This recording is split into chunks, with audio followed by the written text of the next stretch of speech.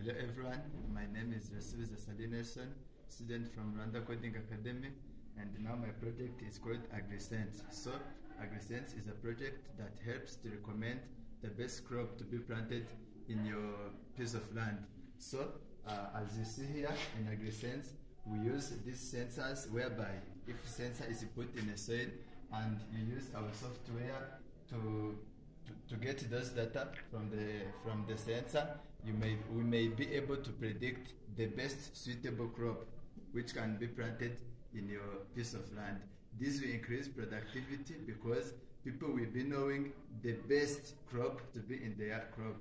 So our innovation is that we use AI, artificial intelligence, to predict. We don't have static data.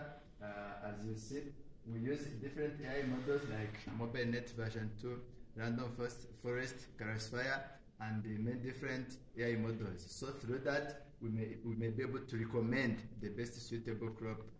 The last innovation is that we use IoT.